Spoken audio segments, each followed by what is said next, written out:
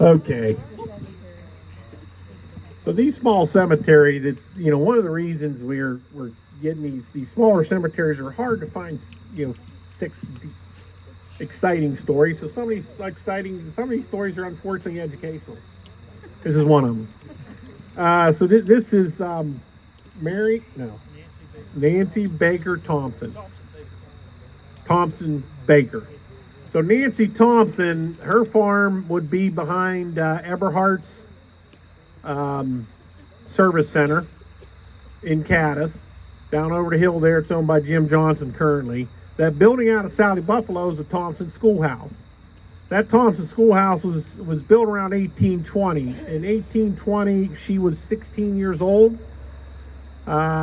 She built a one-room schoolhouse on her father's property. She stayed in the loft above it, and she had what was called a subscription school.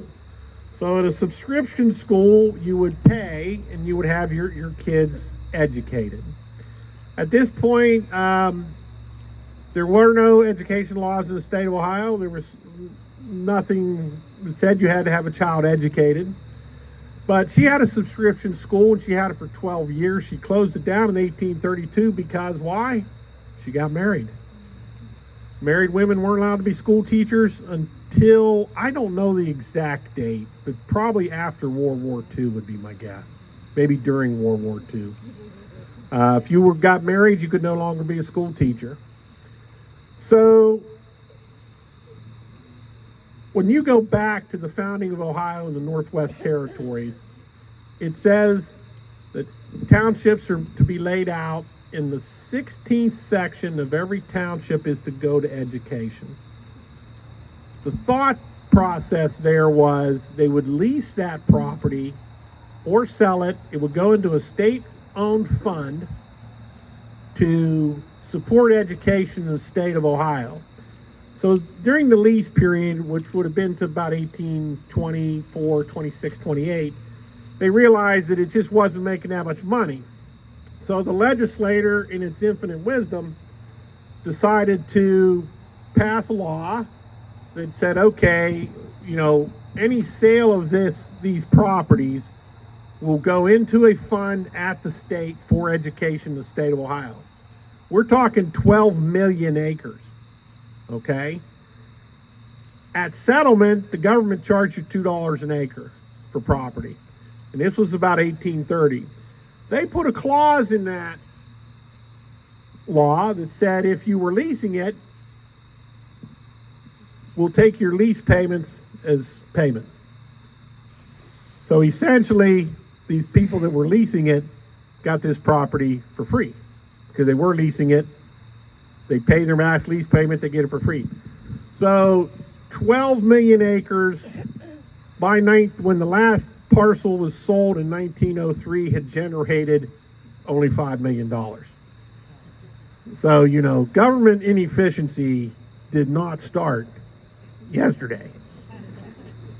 And even though we had, what was that called? The Doge, government efficiency or whatever, that ain't gonna work.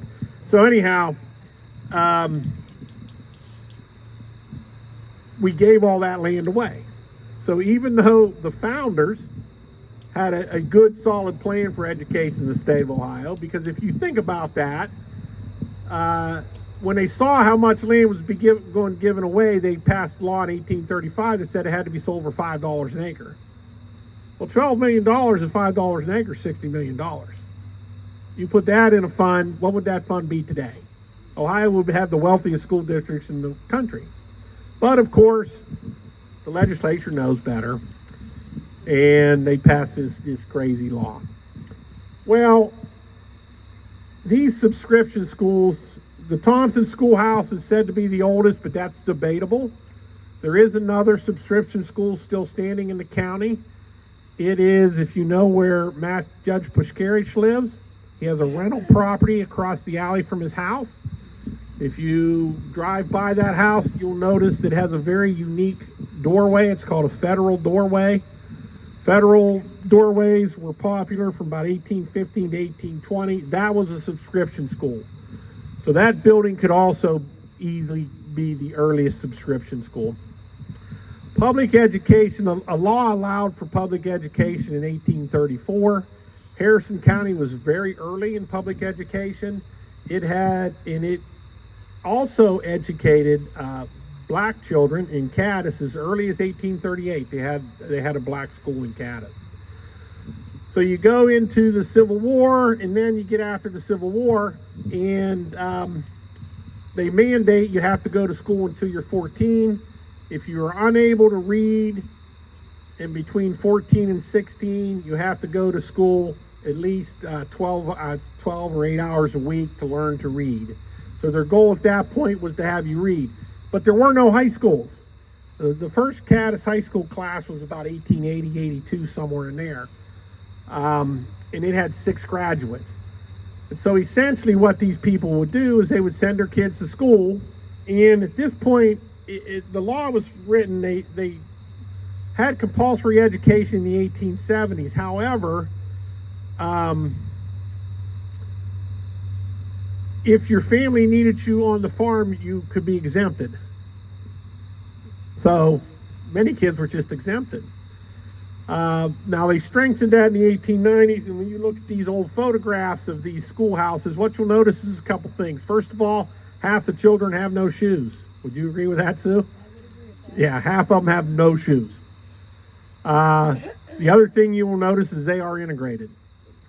Ohio's education law was race neutral. In the 1890s law, they forbade race-based schools. And so, you couldn't have just a black school. You went to school wherever you were. Cadiz was a holder on, because we had an all-black school until the 50s. But that school had been illegal since the 1890s. It was a different education for black students. They had lower expectations for them. But the black community heavily supported the school, and there are still a few graduates around that talk about how much they love Dunbar.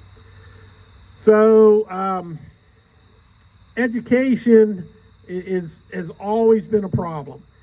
At one point, the townships had control of the schools, and then they would make districts.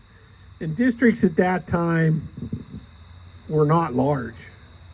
They might be 4 miles square because everybody had to get to school. So they'd be very analogous to these Amish schools, where you see a schoolhouse here, and then 4 mile, 5 mile down the road, you see another little schoolhouse. So that's kind of the way schools went. That's where all these one-room schoolhouses came into being. Sometime in the 1900s, they mandated high school, and that's when all these one-room schoolhouses started going to high schools. They also mandated, in the 1896 law, they mandated that the students shall be conveyed to school at public expense. That was obviously not always enforced, but we were supposed to have school buses. The only other thing I thought, I put a few little things in my flyer there, but one of the things is, I don't have a light anyhow, but one of the things I thought was interesting was, let me see what I got written here, I forget.